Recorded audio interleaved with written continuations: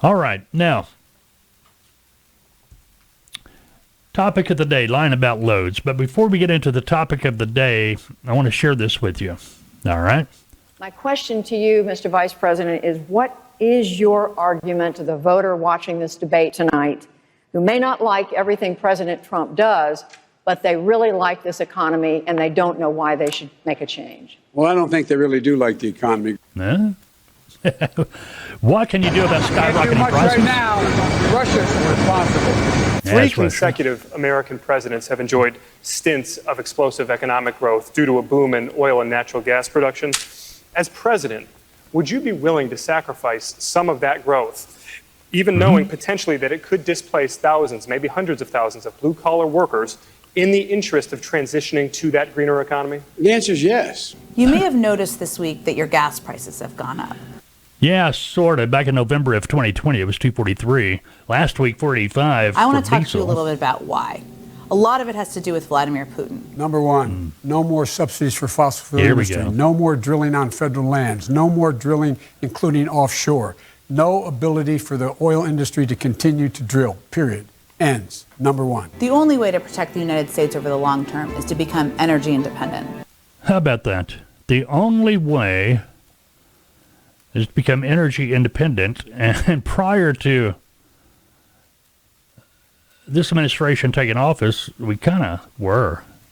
But anyway, I didn't get to see, you didn't get to see that on one of our standard YouTube videos. And we thought, well, we know this part of it's going to be on YouTube. So let's throw it in there so everybody gets a chance. Let's see how long this video stays up on YouTube. But everything in that video was taken from his actual statements. And that last part, that's him, Biden, saying, hey, this is what I'm going to do. I'm going to shut it down. I'm going to we haven't gone after an industry like this since tobacco, big tobacco. And everybody uses oil. Oil's, anyway, it is. Don't get me started, man. Here we go. All right, lying about loads. The other day, like I was telling you a moment ago earlier, I came across the video, and the title of the video was basically something about some trucker holding a load hostage or whatever. And I didn't watch it. It ticked me off. I thought, here we go. A lot more misinformation, a lot of this. A lot of, beating themselves on the chest, talking about how tough they were. They held a load hostage. And I was thinking, okay, they're going to really cause issues for people that are going to watch this video and try to pull the same stuff and find out, nah, it didn't happen exactly, like maybe he tried to make people believe. But yesterday I sat down and I watched the video, and it was nothing like the title. The title was clickbait, but in my case, it was don't watch me bait because you're really going to get ticked off. But anyway, here's the story.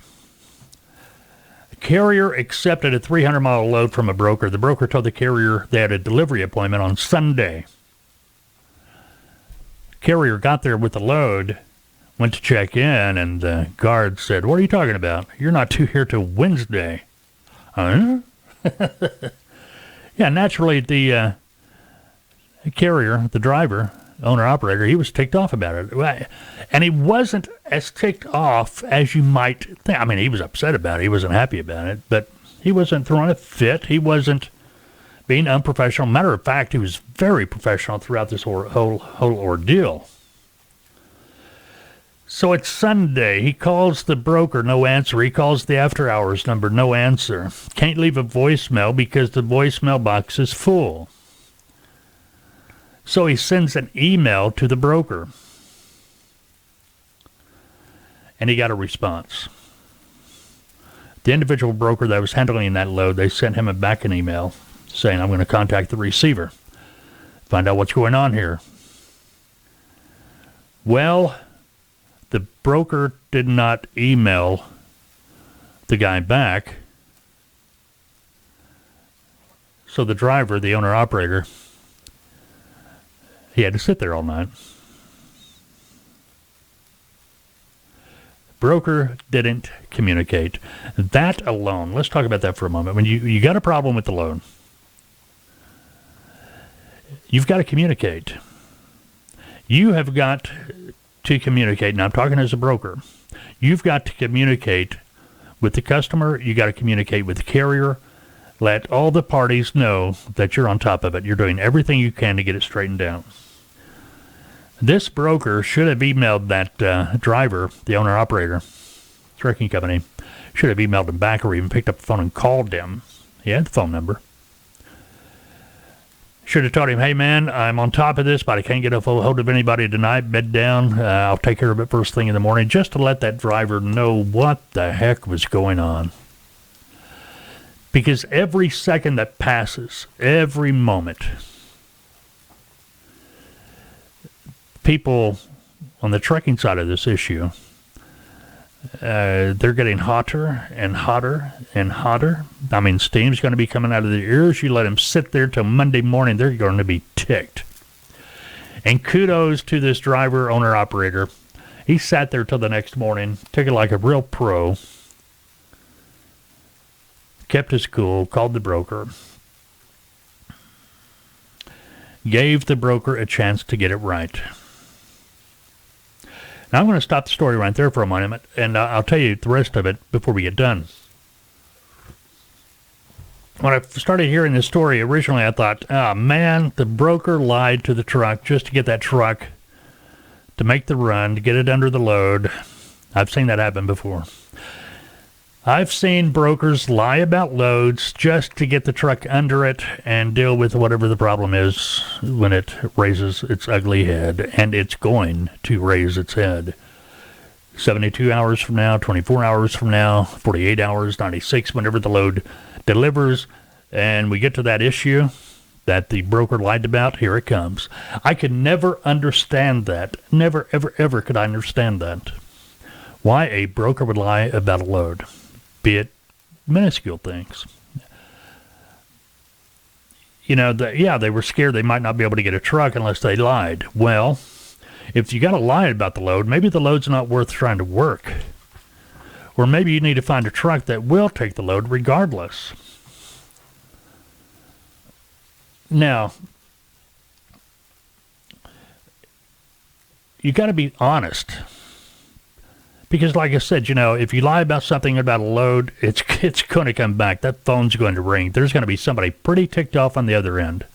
Somebody's going to be pretty ticked off because you got caught in the lie. When I was driving, may have told this story in the past, but I had a Walmart load going down to, I think, Jackson, Mississippi. Had a Walmart distribution center there, maybe in somebody's place else. But anyway, I was a company driver, and the dispatch told me to call this broker. I called the broker. And back in the day, if you had a load going to a Walmart distribution center, you knew you were going to get back there and help them unload it. You were going to assist. I mean, there was just no ands, ifs, or buts about it. It was going to happen. So I knew I was going to have to get back there and assist with unloading that truck. Well, it was an overnight run. You know, I picked it up the day before late in the afternoon. It was 400, 500, 600 miles. I had to be there the next morning. No sleep, tired. The broker said, don't worry about it. You're not going to have to touch it. I have straightened this out. It's all taken care of. You will not have to fingerprint this load. You will not have to. You climb back in your sleeper and crash while they're unloading you. And I told the guy, I said, you're full of it. Maybe not. I was more tactful. But I told him, I said, hey, man, anytime I've gone to a Walmart distribution center, there is no sitting in the cab. You had to assist. You had to help them unload that truck, period. No. I said, all right, but here's the deal. I'm driving. It's late in the day. I'm going to have to drive all night to get it there the next morning. I'll be there at my scheduled appointment time. I will be there. But if they tell me I've got to get in the back of that trailer and help unload it, after you've sat here and told me I wouldn't have to, you pretty much guaranteed it. Well, I'm just telling you right now, you better find a place to put this load because I'm not going to help unload this trailer. Not going to happen, especially now that you told me I wouldn't have to.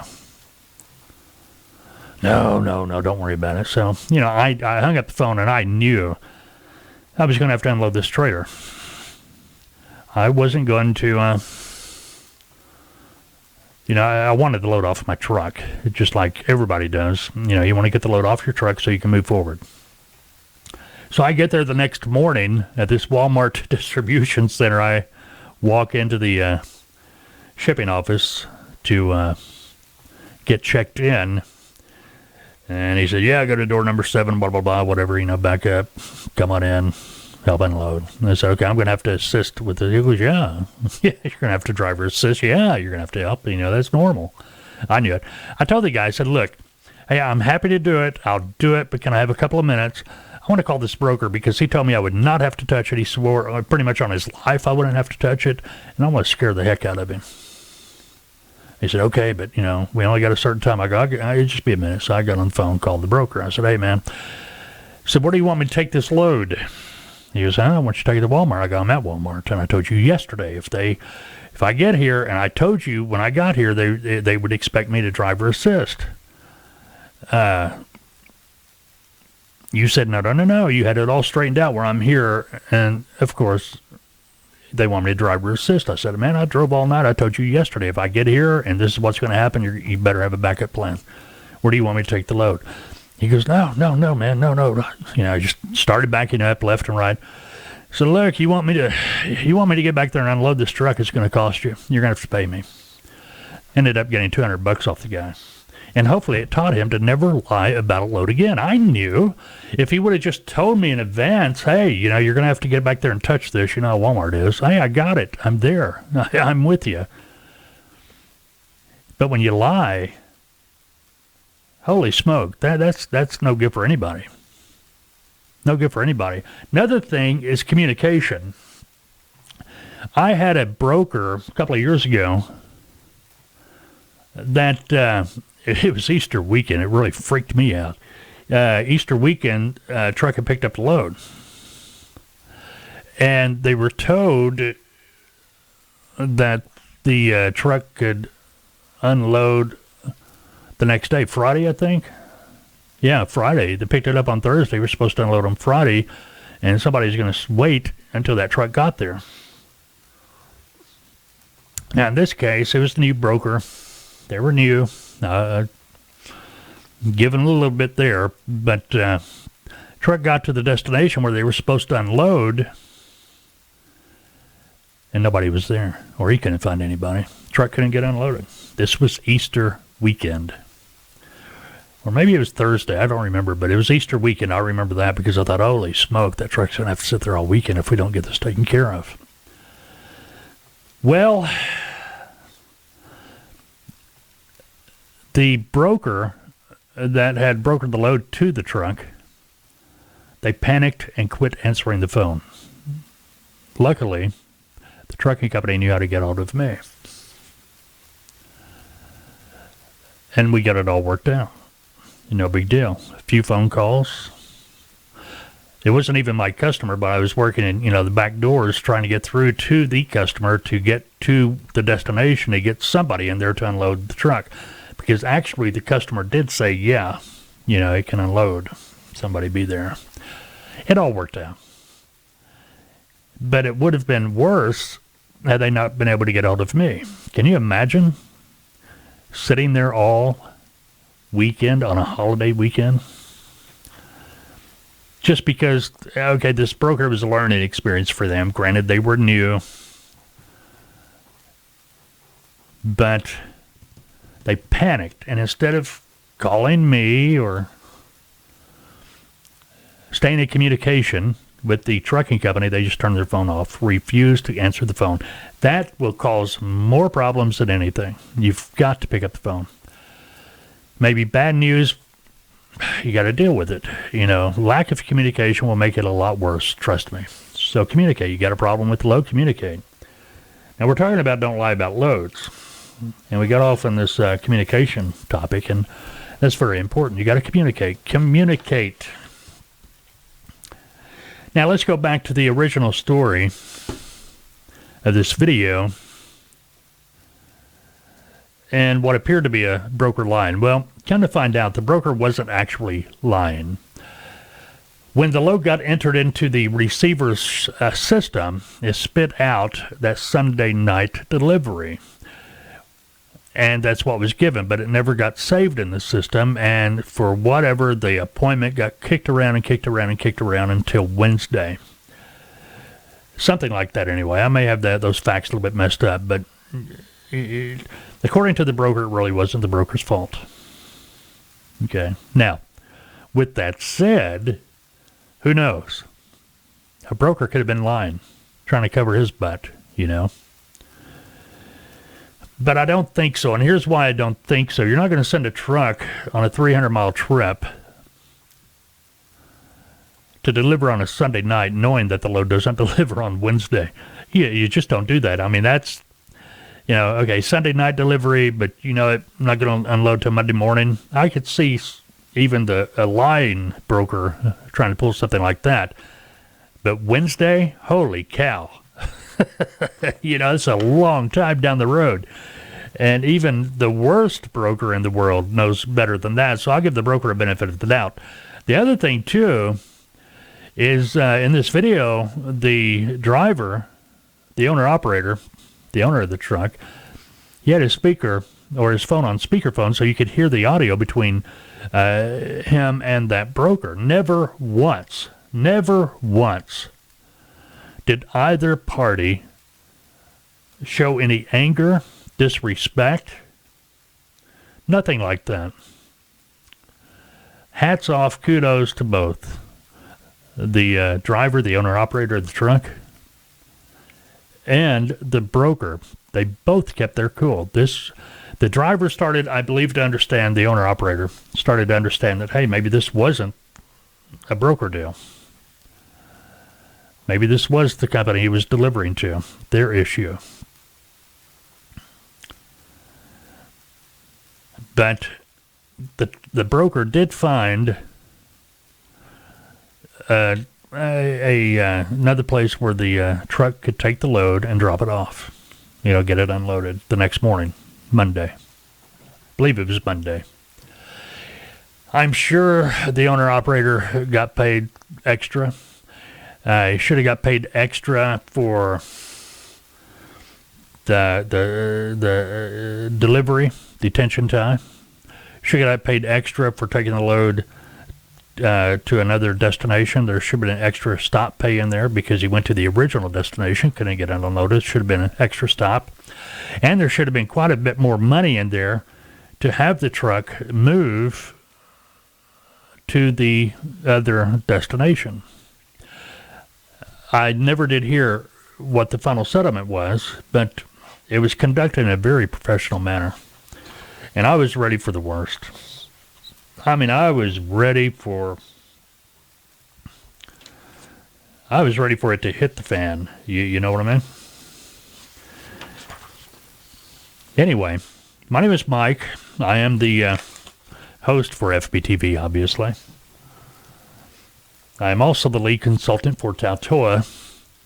Tautoa, we are a transportation and logistics training and consulting firm. Our specialty is working with freight brokers, freight broker agents, trucking companies. We have training and consulting packages available. We also have self-study training. We have standalone consulting available. If you want to get into the industry, you've been looking at it, a good place to start is as a freight broker agent. We've got several packages that include essential training. After you complete the essential training, you can enter our mentorship program. We call it the TMP. That's where, after you complete training, you will be able to begin your broker operation as a freight broker agent, earning a 60% commission on net, load net. That's the profit on the load.